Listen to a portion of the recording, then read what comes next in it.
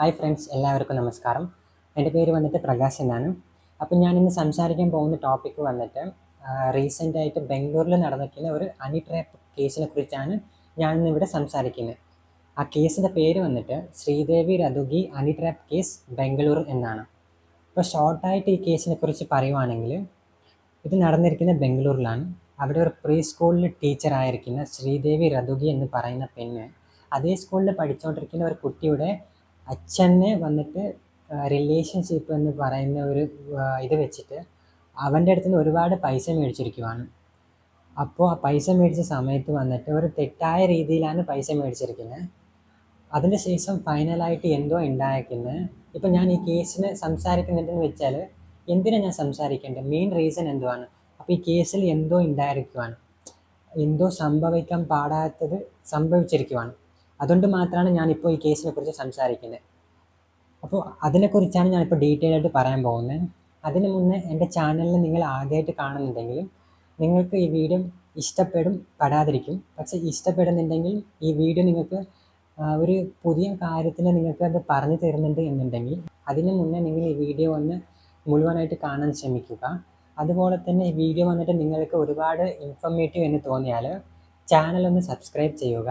അതുപോലെ തന്നെ നിങ്ങളുടെ ഫ്രണ്ട്സും ഫാമിലിയും ചേട്ടനും അനിയത്തിയോടൊക്കെ ഈ വീഡിയോ പെട്ടെന്നത്ര ഒന്ന് ഷെയർ ചെയ്ത് കൊടുക്കുക. അവരോടും ചെന്നിട്ടും വീഡിയോ മുഴുവനായിട്ട് കാണാൻ പറയുക. എന്തിനാന്ന് വെച്ചെങ്കിൽ ഇത് കേസിനെ കുറിച്ച് ഞാൻ ഡീറ്റെയിൽ ആയിട്ട് സംസാരിക്കുമ്പോൾ ചില കാര്യങ്ങൾ നിങ്ങൾക്ക് റിലേറ്റബിൾ ആയിരിക്കാം, നിങ്ങൾക്കും അതുപോലെ എക്സ്പീരിയൻസ് ആയിരിക്കാം. അപ്പോൾ ഇനി ഫ്യൂച്ചറിൽ വന്നിട്ട് ചിലപ്പോൾ അതുപോലത്തെ ഇൻസിഡൻറ്റും അതുപോലത്തെ സിറ്റുവേഷൻ നിങ്ങളുടെ ലൈഫിൽ വരും. അപ്പോൾ ഈ മുന്നേ തന്നെ വീഡിയോ കണ്ടിട്ട് കുറച്ച് പ്രിപ്പയർ ആയിരിക്കാം എന്ന് പറയാൻ വേണ്ടിയായിരിക്കും ഞാൻ പറഞ്ഞ് വീഡിയോ കാണണമെന്നാണ്. അപ്പോൾ വീഡിയോയിലോട്ട് കിടക്കാം. ഈ കേസ് നടന്നിരിക്കുന്നത് വന്നിട്ട് ബാംഗ്ലൂരിലാണ്. ബാംഗ്ലൂരിൽ വന്നിട്ട് മഹാലക്ഷ്മി ലേഔട്ട് എന്ന് പറയുന്ന ഒരു സ്ഥലത്ത് വന്നിട്ട് അവിടെ പ്രീ സ്കൂൾ ഉണ്ടാവും. ആ പ്രീ സ്കൂൾ എന്ന് വെച്ചാൽ കുഞ്ഞുങ്ങളെ നോക്കുന്ന ഒരു സ്കൂളാണ്. ആ സ്കൂളിൽ വന്നിട്ട് ശ്രീദേവി രതുഗി 25 വയസ്സാണ്. അവൾ ആ സ്കൂളിലത്തെ ടീച്ചറായിരിക്കും.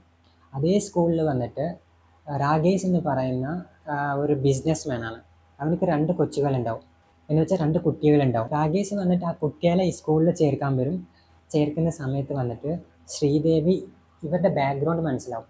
ഇവർ വന്നിട്ട് ഭയങ്കര റിച്ചാണ്, ഇവർ ബിസിനസ് മാനാണെന്ന് മനസ്സിലാക്കിയ ശ്രീദേവി ആ നമ്പർ അഡ്മിഷൻ ഫോർമിന് എടുത്ത് വെച്ചിട്ട് അഡ്മിഷനൊക്കെ ചെയ്ത ശേഷം വന്നിട്ട് ഇവർ കോണ്ടാക്ട് ചെയ്യും. കോണ്ടാക്ട് ചെയ്തിട്ട് സംസാരിക്കാൻ തുടങ്ങും. ആദ്യം വന്നിട്ട് നോർമലായിട്ടാണ് സംസാരിച്ചുകൊണ്ടായത്. രാകേഷ് വന്നിട്ട് എന്തിനാ ഈ കൺവെർസേഷൻ കണ്ടിന്യൂ ചെയ്തത് എന്ന് വെച്ചാൽ രാകേഷിൻ്റെ കുട്ടികൾ വന്നിട്ട് ആ സ്കൂളിലാണ് പഠിച്ചുകൊണ്ടായത്. അപ്പോൾ രാകേഷ് വിചാരിച്ചും അതേ സ്കൂളിലത്തെ ടീച്ചറാണ് സംസാരിച്ചുകൊണ്ടിരിക്കുന്നത്, അതൊന്നും കുഴപ്പമില്ല എന്ന് വിചാരിച്ചിട്ട് ആ മൈൻഡ് സെറ്റിലായിരുന്നു ഇവർ രണ്ടുപേരും സംസാരിച്ചുകൊണ്ടായത്. ആദ്യം വന്നിട്ട് ഈ സംസാരം വന്നിട്ട് ഒരു നോർമൽ സംസാരമായിരുന്നു. പിന്നീട് അത് ഫ്രണ്ട്സ് ആവും. എന്നിട്ട് അവർ സ്ലോ ആയിട്ടാണ് ഒരുപാട് ക്ലോസ് ആവുന്നത്. ക്ലോസ് ആയ ശേഷമാണ് ഒരുപാട് ഇൻസിഡൻറ്റ് നടന്നിരിക്കുന്നത്. അതിൻ്റെ ശേഷമാണ് രാകേഷിന് മനസ്സിലായിരിക്കുന്നത് വന്നിട്ട് ഇതേ സ്നേഹം വന്നിട്ട് എനിക്ക് ഭയങ്കര ശല്യമാവും, എന്നെ ഒരുപാട് നോവിക്കും. പക്ഷേ രാകേഷിന് വന്നിട്ട് ആ സമയത്ത് മനസ്സിലായില്ല. എന്തെന്ന് വെച്ചെങ്കിൽ ഇതേ സ്നേഹം വന്നിട്ട് ഫ്യൂച്ചറിൽ എനിക്ക് വലിയ പ്രശ്നമായി മാറുമെന്ന് രാകേഷ് ഒരിക്കലും വിചാരിച്ചില്ലായിരുന്നു. രാകേഷിൻ്റെ മനസ്സിലുണ്ടായത് ഇത് വന്നിട്ട് ഒരു ജെന്യൂൻ ഫ്രണ്ട്ഷിപ്പാണ്, ജെന്യൂൻ റിലേഷൻഷിപ്പ് ആണെന്നാണ് രാകേഷിന് മനസ്സിലുണ്ടായത്. ഈ റിലേഷൻഷിപ്പ് വന്നിട്ട് ഒരുപാട് നാൾ കണ്ടിന്യൂ ആവും. ഒരു ദിവസം വന്നിട്ട് ഈ ശ്രീദേവി വന്നിട്ട് രാകേഷിൻ്റെ അടുത്ത് ഒരു 2 ലക്ഷം കടം ചോദിക്കും. എന്താ റീസൺ എന്ന് വെച്ചാൽ ശ്രീദേവി പറയുന്ന സ്കൂളാണ്, സ്കൂളിന് വേണ്ടി കുറച്ച് എക്സ്പെൻസ് ചെയ്യണം, അപ്പോൾ അതിന് വേണ്ടി എനിക്കൊരു 2 ലക്ഷം കടം വേണം എന്ന് പറഞ്ഞിട്ടായിരിക്കും രാകേഷിൻ്റെ അടുത്ത് നിന്ന് പൈസ മേടിച്ചിരിക്കുന്നത്. രാകേഷ് വന്നിട്ട് എൻ്റെ കുഞ്ഞും ഇതേ സ്കൂളിലാണ് പഠിച്ചുകൊണ്ടിരിക്കുന്നത്, അപ്പോൾ ഈ സ്കൂളിൽ കൊടുക്കുന്നതുകൊണ്ട് വലിയ പ്രശ്നമൊന്നുമില്ല, എന്തെങ്കിലും തിരിച്ചു തരും എന്നൊരു വിശ്വാസത്തോടായിരുന്നു ആ ദിവസം രാകേഷ് 2 ലക്ഷം ശ്രീദേവിന് കൊടുത്തത്. ഈ ക്യാഷ് കൊടുത്തിരിക്കുന്നത് വന്നിട്ട് 2024 അതിൻ്റെ ശേഷം വന്നിട്ട് കുറേ മാസങ്ങളുടെ ശേഷം വന്നിട്ട് രാകേഷ് ചെന്നിട്ട് ചോദിക്കും, എനിക്ക് തിരിച്ചു വേണം എൻ്റെ പൈസ എന്ന് ചോദിക്കും. ആ സമയത്ത് ശ്രീദേവി രാകേഷിൻ്റെ അടുത്ത് പറയും, നീ വന്നിട്ട് ഞങ്ങളുടെ സ്കൂളിൻ്റെ പാർട്ട്ണർഷിപ്പ് എടുത്തോ, അങ്ങനെ ചെയ്യുന്നുണ്ട് നിൻ്റെ ബിസിനസ്സിനും പിന്നെ നിൻ്റെ പ്രൈവറ്റ് ഇൻറ്ററാക്ഷനും ഒരുപാട് നല്ലതാവും എന്ന് ശ്രീദേവി ആ സമയത്ത് പറയും. അതിൻ്റെ ശേഷം വന്നിട്ട് രാകേഷും സമ്മതിക്കും. രാകേഷ് സമ്മതിച്ച ശേഷം നോർമലായിട്ട് ഇവരുടെ ഇടയിൽ കോൺവെർസേഷൻ ഇനിയും കൂടും, ബോണ്ടിങ് ഇനിയും കൂടും. ഇവരെന്താ ചെയ്യുന്നതെന്ന് വെച്ചെങ്കിൽ രാകേഷ് വന്നിട്ട് ശ്രീദേവിയോട് സംസാരിക്കാനും ശ്രീദേവി വന്നിട്ട് രാകേഷോട് സംസാരിക്കാനും സെപ്പറേറ്റ് ഫോണാണ് ഉപയോഗിച്ചുണ്ടായത്. അതിനു വേണ്ടി ഇവർ സെപ്പറേറ്റ് ആയിട്ടിരിക്കുന്ന ഒരു സിം മേടിച്ചിട്ടുണ്ടായി. അങ്ങനെയാണ് ഇവർ രണ്ടുപേരും വന്നിട്ട് കോണ്ടാക്ട് ചെയ്തുകൊണ്ട് സംസാരിച്ചുണ്ടായത്. അതിന് ശേഷം വന്നിട്ട് ഇവർ നല്ല ക്ലോസ് ആവും. വീട്ടിലോട്ട് വിളിക്കുന്ന ആവട്ടെ അതുപോലത്തെ കാര്യങ്ങളിൽ ഇവർ ചെയ്യുന്നുണ്ടാവും. ഒരു ദിവസം എന്താണെന്ന് വെച്ചെങ്കിൽ ശ്രീദേവി രാകേഷിനെ വീട്ടിലോട്ട് വിളിപ്പിക്കും. വീട്ടിലോട്ട് വിളിച്ച ശേഷം ശ്രീദേവി പറയും, ഞാൻ നിനക്കൊരു ഉമ്മ തരാം, നീ എനിക്ക് 50,000 തരണം എന്ന് ഒരു ഡിമാൻഡ് ചെയ്യും. രാകേഷും ഓക്കെ എന്ന് പറഞ്ഞിട്ട് ഇവർ ഉമ്മ കൊടുക്കും, പൈസയും കൊടുക്കും. അതിൻ്റെ ശേഷം വന്നിട്ട് ശ്രീദേവിന് എന്തെങ്കിലും കാര്യം നടക്കണമെന്നുണ്ടെങ്കിൽ എല്ലാത്തിനും ഇവർ വന്നിട്ട് രാകേഷിൻ്റെ അടുത്ത് പൈസ ചോദിക്കുന്നുണ്ടായി. 50,000 തുടങ്ങിയത് അത് 15 ലക്ഷം വരെ എത്തും. അതിൻ്റെ ശേഷം വന്നിട്ട് ശ്രീദേവിന് മനസ്സിലാവും ഇവരുടെ അടുത്ത് ഒരുപാട് പൈസ ഉണ്ട്. അങ്ങനെ വെച്ചിട്ട് ശ്രീദേവി ഈ റിലേഷൻഷിപ്പിനെ ഒരു ആയുധമായിട്ട് വെച്ചിട്ടാണ് രാകേഷിൻ്റെ കൂടെ ഉണ്ടായത്. അങ്ങനെ ഒരുപാട് പൈസയും രാകേഷിൻ്റെ കയ്യിൽ നിന്ന് മേടിച്ചുകൊണ്ടുണ്ടായി. അതിൻ്റെ ശേഷം വന്നിട്ട് അത് കൂടത്തേ ഉള്ളൂ, കുറയത്തില്ല. അതുപോലെ തന്നെ ഇവർ രണ്ടുപേരും ക്ലോസ് ആയ സ്ഥിതിക്ക് ഇവർ രണ്ടുപേരും ഫിസിക്കലി ഒന്ന് ചേർന്നുണ്ടാവും. ആ സമയത്ത് വന്നിട്ട് ശ്രീദേവി രാകേഷിനെ അറിയാതെ തന്നെ രാകേഷിൻ്റെ ചില ഫോട്ടോസും ആ സമയത്തിൽ വന്നിട്ട് വീഡിയോസും അറിയാതെ തന്നെ എടുത്തു വെച്ചിട്ടുണ്ടാവും. ഇവിടെ ശ്രീദേവി വന്നിട്ട് തനിക്ക് ജെന്യൂനായിട്ടും ഞാൻ റിലേഷൻഷിപ്പിലുണ്ട്, എനിക്ക് ജെന്യൂനായിട്ട് രാകേഷിന് ഇഷ്ടമാണ് എന്ന് രാകേഷിനെ വിശ്വസിപ്പിച്ചിട്ടുണ്ടാവും.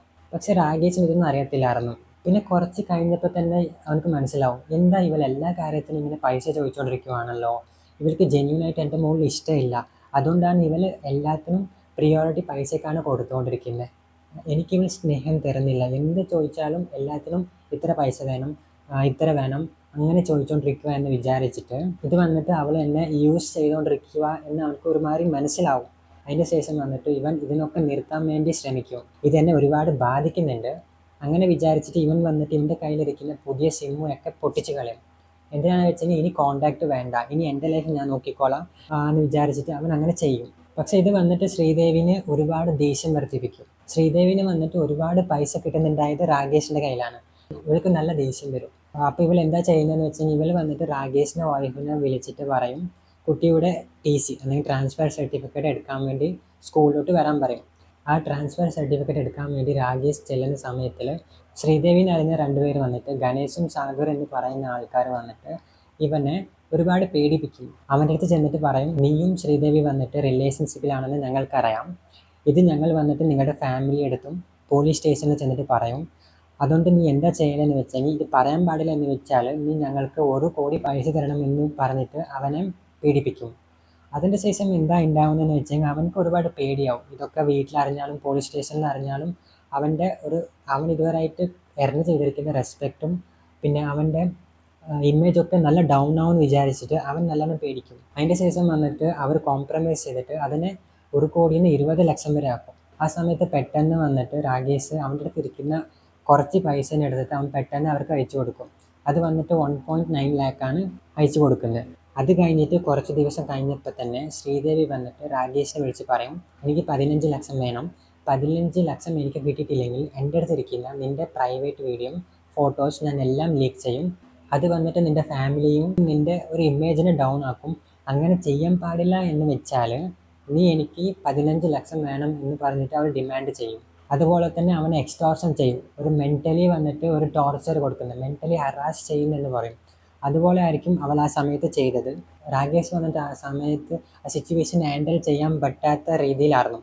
അതിൻ്റെ ശേഷം രാകേഷ് വന്നിട്ട് പോലീസ് സ്റ്റേഷനിൽ ചെന്നിട്ട് കംപ്ലയിൻറ്റ് രജിസ്റ്റർ ചെയ്യും. അവിടെ നടന്നിരിക്കുന്ന എല്ലാ കാര്യവും തുറന്നു പറയും. അതിൻ്റെ ശേഷം വന്നിട്ട് പോലീസ് കംപ്ലയിൻറ്റ് രജിസ്റ്റർ ചെയ്തിട്ട് പോലീസ് ശ്രീദേവിയും കൂടെ ഇരിക്കുന്ന ഗണേശും സാഗറും 3 പേരെയും അറസ്റ്റ് ചെയ്യും. അതിൻ്റെ ശേഷം വന്നിട്ട് ഇവരുടെ ഇൻവെസ്റ്റിഗേഷൻ ചെയ്യുന്ന സമയത്ത് ഇവർ ചെയ്തിരിക്കുന്ന എല്ലാ കുറ്റങ്ങൾ പുറത്തു വരും. അതിന് ശേഷം ഇവർ 3 പേര് വന്നിട്ട് ഇപ്പോൾ അറസ്റ്റ് ആയിരിക്കുവാണ്.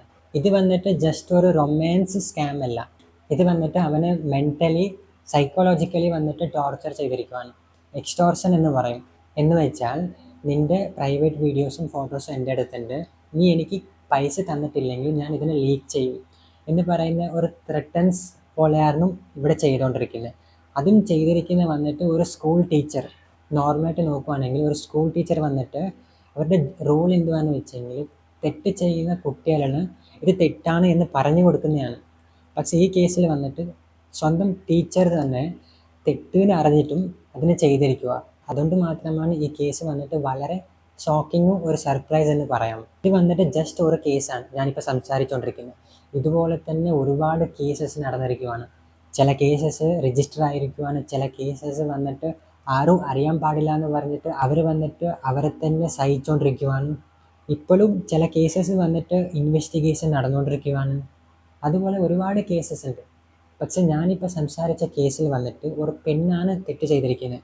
അങ്ങനെയെന്ന് വെച്ചിട്ട് ഒരു പെണ്ണിനെ ബ്ലെയിം ചെയ്യുന്നതല്ല. ഇതേ കേസിൽ വന്നിട്ട് ഒരുപാട് ചെക്കന്മാരും ഒരുപാട് തെറ്റ് ചെയ്തിട്ടുണ്ട്. ഫോർ എക്സാമ്പിൾ വന്നിട്ട് രണ്ടുപേരെ എടുത്ത് പറയുവാണെങ്കിലും നോർമലായിട്ട് ഒരു ഫേക്ക് ഐ ഡി ക്രിയേറ്റ് ചെയ്യുന്നതും അതിൽ ടെക്സ്റ്റ് ചെയ്തിട്ട് അവർക്ക് ഒരു ട്രസ്റ്റ് ബിൽഡ് ചെയ്തിട്ട് അവരുടെ അടുത്ത് നിന്ന് വന്നിട്ട് ഒരു വലിയ തുക സ്കാം ചെയ്യുന്നതാവട്ടെ, അല്ലാതെ അവരൊക്കെ ഒരു ട്രസ്റ്റ് കൊടുത്തിട്ട് റിലേഷൻഷിപ്പിലാണെന്ന് പറഞ്ഞിട്ട് അവരെ വന്നിട്ട് ഇവർക്ക് എങ്ങനെ വേണം അങ്ങനെ ഉപയോഗിച്ചിട്ട് അവരെ പിന്നെ തിരിഞ്ഞു നോക്കാതിരിക്കുന്ന അങ്ങനത്തെ ഒരുപാട് കേസസ് ഉണ്ട്. അങ്ങനത്തെ കേസസിനെ കുറിച്ചും അറിഞ്ഞിട്ട് അതിനെക്കുറിച്ച് സംസാരിക്കണമെന്ന് എനിക്ക് ഒരുപാട് ആഗ്രഹമുണ്ട്.